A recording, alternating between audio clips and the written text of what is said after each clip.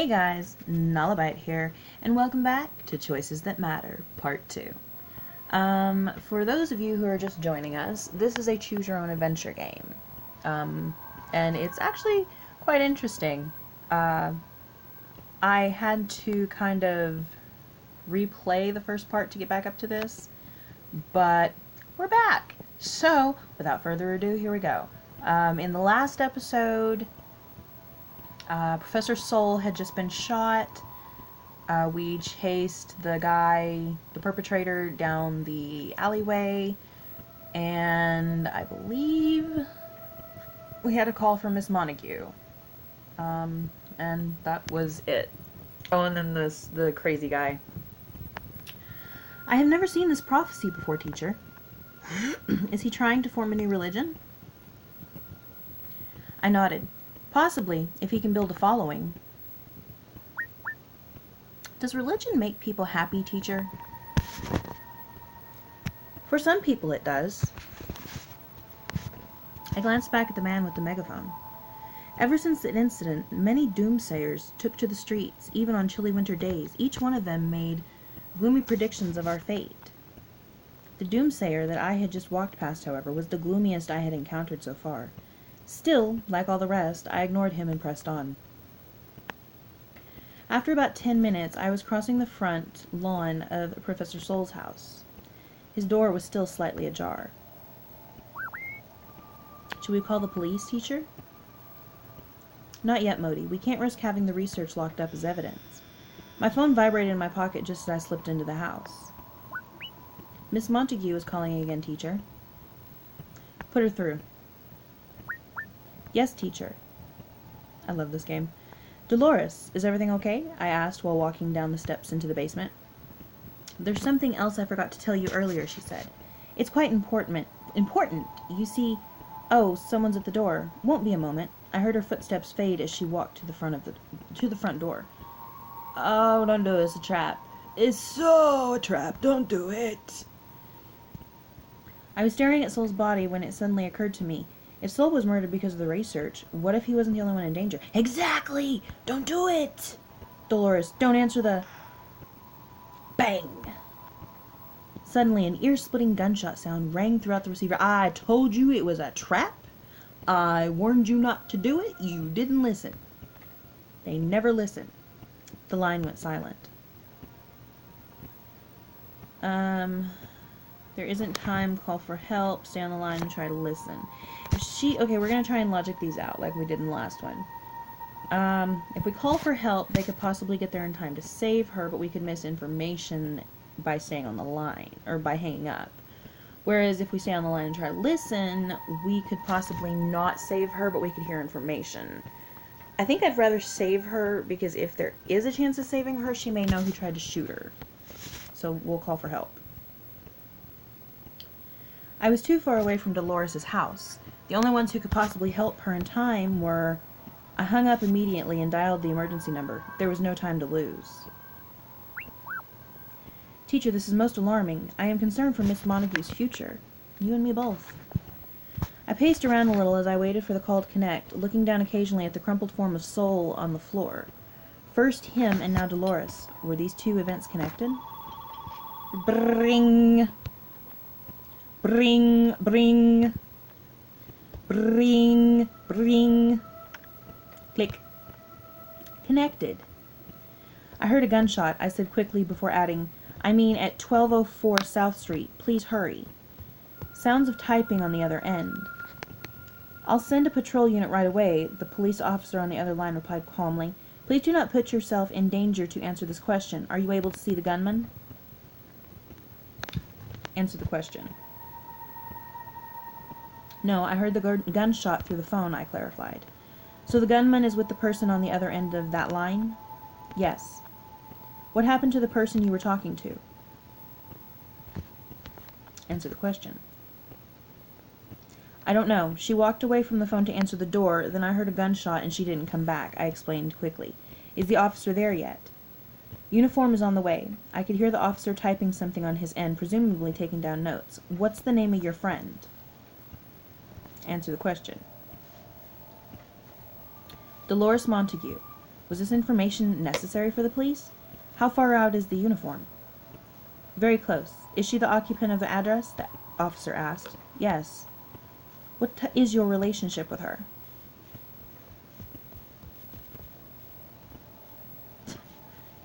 Is this kind of information really necessarily? I mean, you've got somebody who's got a gunshot, possibly bleeding out, and you're sitting here asking what the relationship is.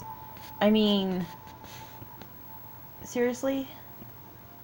Okay, so we could lie and tell her a lie, or we could just hang up the phone. They probably already know who we are anyway, because I'm sure they've traced the call.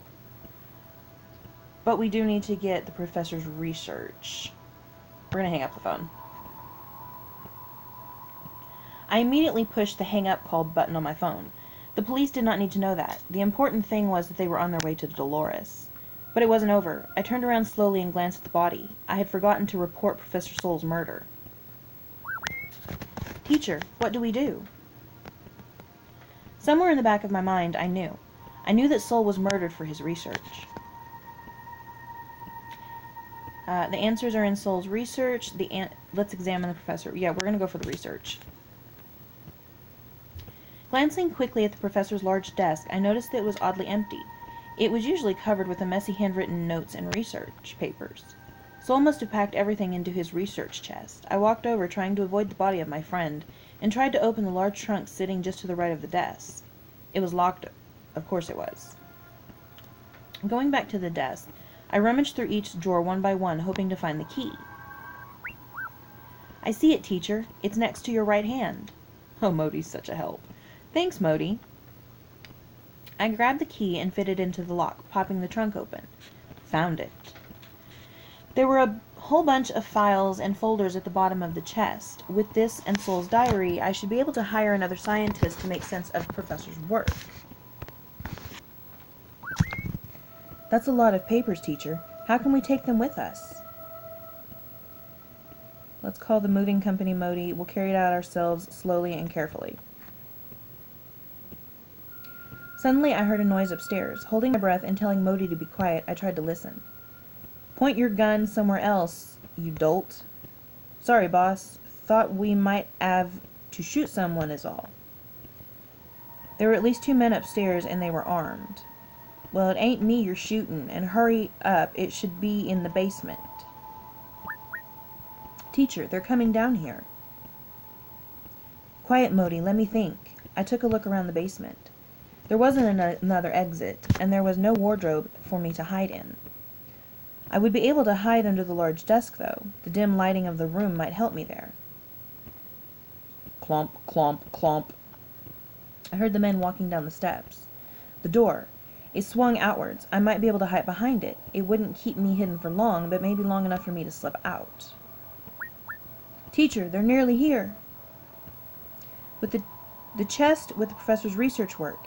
It was just large enough for me to fit me, and it was less exposed than the door.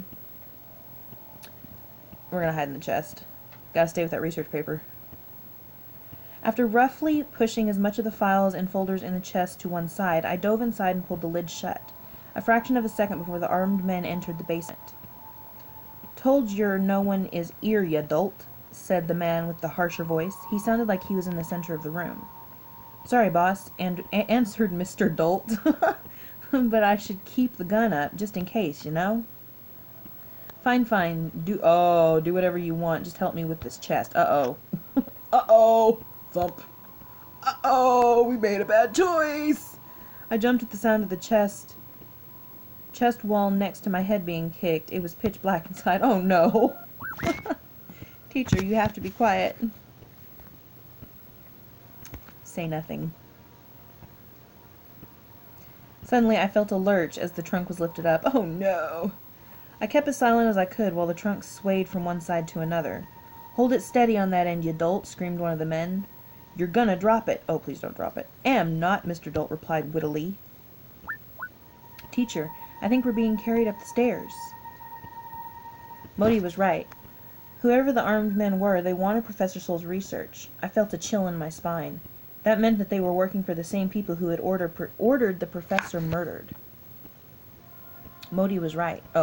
The trunk started to feel cold as we went out the street. Not willing to risk ending up like Soul, I waited quietly, like a statue. There was the sound of a truck engine being started. Then we drove down the road, and drove, and drove, to destination unknown. Arc 1 completed. Cool. Oh no!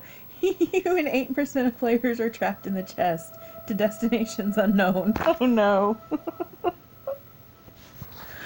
Oh, this could go very badly. Oh, maybe we shouldn't have stayed with the research paper. Oh boy. Oh boy, oh boy, oh boy. Oh boy. Okay, so, we and 8% of players are trapped in the chest. I kind of want to start it over just to not get that, but we make commitments here, so begin Arc 2-4. Oh boy. Bump. Ow! I yelped and opened my eyes. It was pitch black. Teacher, please be careful. You are still inside the chest. Obviously. I like this. There's different ways you can do it. The professor's research trunk. I must have fallen asleep at some point while the truck was driving down the road. You were surrounded by people who were hired by the person who ordered the hit on your professor friend, and you're gonna fall asleep in the research trunk? Really? Who does that?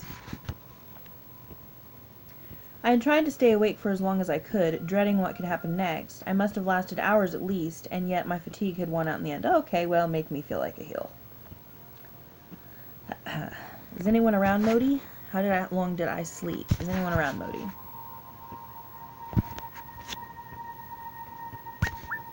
No one else is around, teacher. We were relocated from the truck 2 hours ago. Hang on, what time is it, Modi? 2 a.m. in the morning, teacher. Holy crap. What? I've been in this chest for 10 hours? I had to get out of here. I tried pushing the trunk lid open, but it was locked. Damn it, I'd left the key in the Professor Soul's basement. I doubt it would work from the inside anyway. Flashlight, Modi. The darkness was suddenly cast away by the blinding light from my cell phone. What are we doing, teacher? Looking for structural weaknesses, picking the lock from the inside. Probably ought to go with picking the lock from the inside, because if we look for a structural weakness, that's going to bust the trunk open, and then they would know that something or someone was in there, so we're going to try picking the lock. Picking the lock from the inside. Good luck, teacher.